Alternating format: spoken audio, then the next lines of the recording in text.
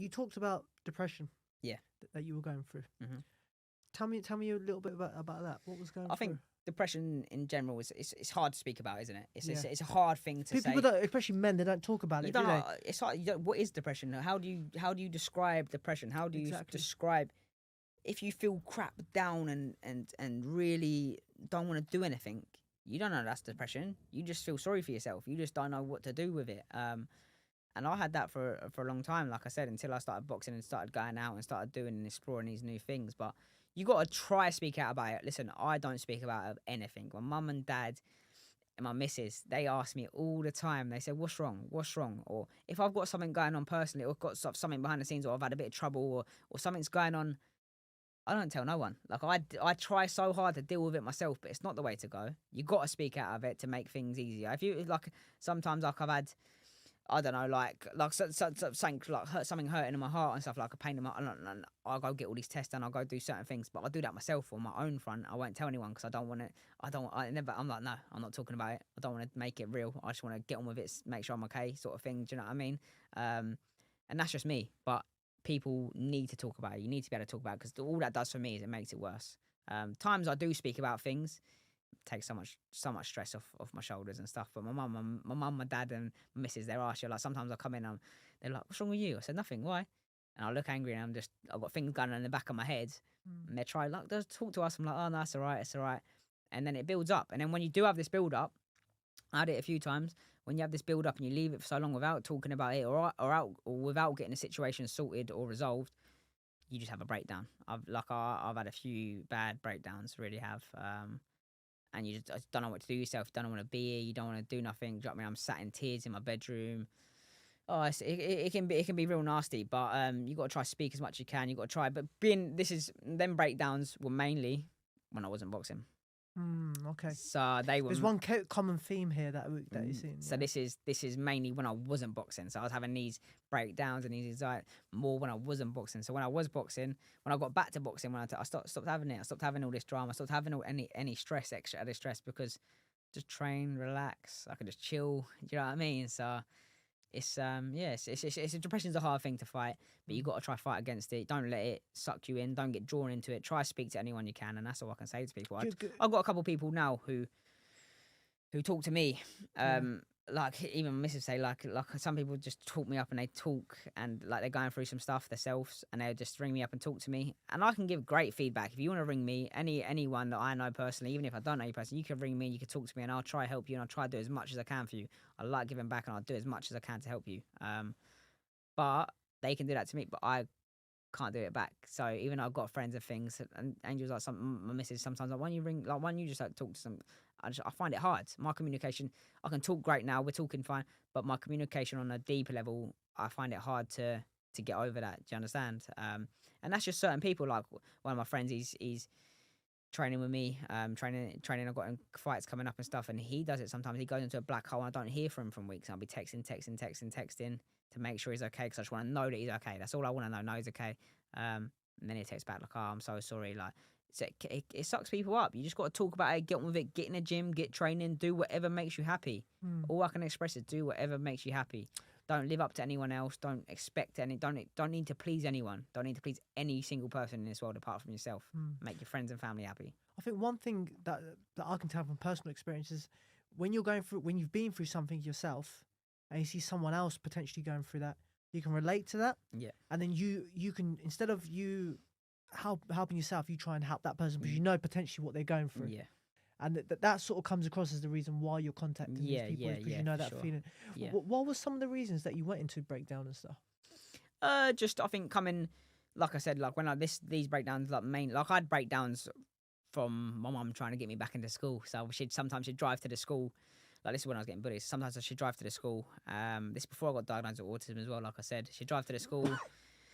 She'd sit outside the school with me. She'd try to walk me to school, and I would not have it. I'd break down, screaming, crying, refusing to go into school. And she'd done this a lot. She took me, and she just wanted the best for me.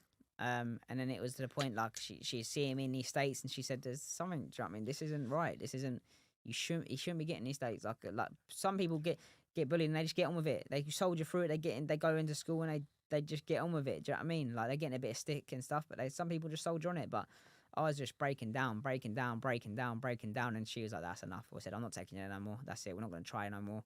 Let's get you to the doctors. Let's try resolve these issues. Let's try learn about why. Let's try talk to people." I started talking to therapists, started doing things, and then I got diagnosed with autism. Like I said, and then I had breakdowns again when I was from the age of like 18 to 20, when I was going out living this break persona, and obviously.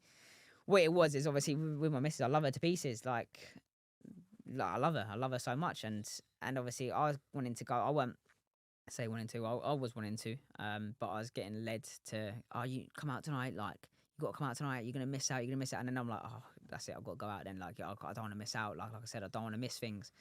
So then I'd go out, come back and see her broken down, and she said, I don't want to be with you no more. And then I couldn't comprehend that. I'm like, I haven't done nothing wrong. Like.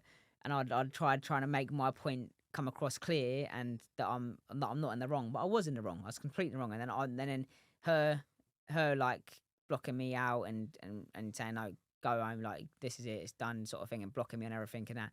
Then I'd have a breakdown. I'd break down again. Like I couldn't, like I needed to talk to her. I wanted to talk to her and stuff. So when she'd block me and stuff, like I'd have an anxiety attack. I'd be like, no, I can't do this. I can't do this. I can't do this. So it's just little things like that. You know what I mean? It just happens. It comes out of nowhere. And autism is a funny thing. Like if I feel like I'm losing control, I'm out of control, like I can then have another breakdown and stuff, and it's hard. But that then leads to depression. And if you're, like I said, people get in themselves in states. My dad suffers with depression a lot. So sometimes he'd lay on the sofa for 3 days, won't do anything. Do you know what I mean? Like I see that and try to talk to him and stuff, and he's fine. And it's just like, it's just sometimes he'd be on a sofa 3, 4, 5 days, and he won't talk to anyone, he won't do anything. His phone will be off. Do you know what I mean? My nan and granddad, they love him to pieces. They'd be ringing the house phone like, "Oh, is Dave okay?" Like we know he's not being okay. Like he said, he's not in a great mindset recently and stuff. My dad has tried to take his own life years back. And he talks about that freely with me because it lets me know that he's always made it clear, like, listen, I'm you. Like this is the thing my dad always says to me. He said, I'm you. He said, anything you're feeling or you're doing or what's going wrong in your head, remember, I've done it. I've done it 30 years ago. He said, I've been there. I'm your head. Like me and my dad are so similar.